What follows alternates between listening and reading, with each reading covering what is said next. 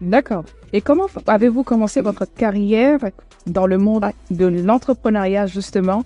Vous avez bien évidemment lâché un emploi qui était un emploi de leadership où vous avez la position de leader, mais de là, comment avez-vous justement pris l'initiative? Je rappelle que vous n'avez pas spécialement toutes les compétences nécessaires en tant qu'entrepreneur.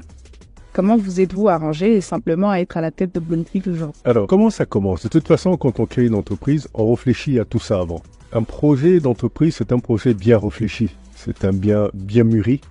Toutes les questions qu'on pourrait éventuellement se poser, on se les pose avant. Qui seront les collaborateurs? Quels produits on va créer? Qui seront nos clients? Dans quel environnement on vit?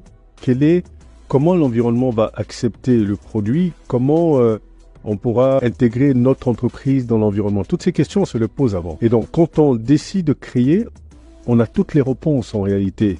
Ça ne veut pas dire qu'il n'y aura pas de challenge, il y aura des challenges. On devra ajuster nos réponses, on devra ajuster les solutions auxquelles on a pensé avant de monter l'entreprise. Évidemment, j'ai commencé avec une seule staff, c'est-à-dire que je faisais beaucoup de choses, mais quand vous commencez l'entreprise, finalement, quand c'est une entreprise créée par vous-même, par vos propres moyens, elle commence toute petite. Donc vous faites un peu de tout, la communication, le commercial et tout. J'avais une stagiaire et mon épouse faisait la comptabilité. Et progressivement, au fur et à mesure qu'on a évolué, on a eu un organigramme où on a commencé à combler les différentes fonctions. Mais au départ, vous êtes obligé de tout faire, mais de façon minimale. Parce qu'après, quand vous avez besoin d'aide extérieure, vous contractez. L'avantage quand on a une petite entreprise, si on a besoin d'un service de communication ou un service autre, on va contracter. C'est beaucoup plus facile que de recruter des gens au démarrage. D'accord. Au démarrage, vous essayez de minimiser au maximum les dépenses et de capitaliser sur ce que vous savez faire. Et ce que vous ne savez pas faire, ayez l'humilité de contracter, mais évidemment contracter en prenant en considération la logique de qualité-prix. Mais oui, vous ne pouvez pas tout faire. Un chef d'entreprise, ce n'est pas quelqu'un qui sait tout faire. Un chef d'entreprise, c'est un coordonnateur de projet. Donc, qui sait où trouver les ressources, justement, ou ce qui doit être fait et qui ne peut pas faire. Et ça, c'est extrêmement important de le comprendre. C'est juste, vous coordonnez un projet, vous devez comprendre le projet. Vous n'avez même pas besoin d'être spécialiste dans le secteur dans lequel vous voulez vous investir. C'est juste que vous devez comprendre ce secteur d'activité, comprendre les besoins, comprendre ce que vous voulez vendre et vous organiser de sorte à ce que ce que vous pouvez faire, vous le faites, ce que vous ne pouvez pas, vous contractez. Mais malheureusement, c'est pas ce que nous remarquons quand on regarde les entrepreneurs africains. Ils veulent tout faire en même temps. Ils veulent être le comptable, le directeur, le ceci, le cela. Que direz-vous à ces personnes-là qui nous regardent en tant qu'entrepreneurs qui ont peur de dépenser parfois ou comptent énormément sur eux, ont peur de déléguer des tâches? Mais quand vous montez une entreprise, vous devez investir. Donc ce ne sont pas des dépenses, ce sont des investissements. C'est différent. Si vous avez besoin d'une politique, que quelqu'un vous écrive une politique de commercialisation, une politique marketing ou une politique de communication, que vous n'êtes pas capable de le faire, quoiqu'aujourd'hui, avec Internet, vous avez tout où vous pouvez apprendre. Mais si vous pensez que vous avez besoin de quelque chose de plus sophistiqué, il faut consulter. Parce qu'en réalité, chacun connaît son métier.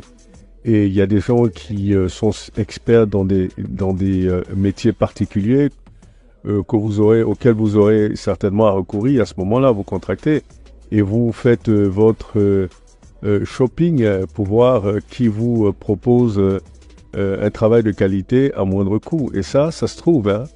Aujourd'hui, vous avez toutes les compétences. Je crois que ceux qui entreprennent aujourd'hui ont beaucoup plus de facilité à réussir que des gens qui ont entrepris il y a 20 ans, il y a 30 ans ou même il y a 15 ans comme moi. Donc je crois qu'aujourd'hui, il faut vraiment penser son projet et de ne pas être un entrepreneur par occasion ou un entrepreneur par défaut. C'est-à-dire, vous allez entreprendre parce que vous ne pouvez pas faire autre chose ou parce que c'est la mode ou vous estimez que ça vous donnera un statut. C'est pas ça la logique. La logique d'entreprendre, c'est pour vouloir combler un vide. Ce n'est pas pour devenir riche. Parce que si votre objectif, c'est de devenir riche, c'est que vous n'avez rien compris à l'entrepreneuriat. La richesse, c'est la conséquence d'un projet réussi, ou ça peut être la conséquence d'un projet réussi qui n'est pas forcément une évidence. Vous pouvez réussir votre projet, être à l'aise sans être nécessairement riche. Mais l'objectif de la création d'une entreprise, selon mon expérience, ce n'est pas de devenir riche, c'est de créer quelque chose qui apportera de la valeur. C'est combler un vide, c'est réaliser quelque chose, c'est réaliser un projet. J'ai créé une agence de notation financière parce qu'il n'y en avait pas, c'est la première. Combler le vide, justement, d'agence de notation financière et d'une évaluation du risque du point de vue africain et dans notre environnement parce que nous le maîtrisons mieux. Parce que j'ai constaté que le risque était évalué par des agences internationales qui ne comprenaient pas forcément les subtilités de l'environnement dans lequel on était. Donc les résultats, pour la plupart du temps, étaient biaisés et ne correspondaient pas à la réalité. Ou alors, ce qu'ils prétendaient évaluer, c'est pas ce qu'ils évaluaient, ils évaluaient autre chose. Donc il fallait juste avoir un outil pour contrecarrer ça ou rectifier le biais. Et c'est ce que j'ai fait. Et bien évidemment, on a réussi ce projet. Et la conséquence de ce projet, c'est la notoriété, c'est tout ce qu'on réalise aujourd'hui en termes de chiffre d'affaires, en termes de revenus, en termes de notoriété et tout le reste qui va avec. Et surtout l'apport de solutions à ces différents pays.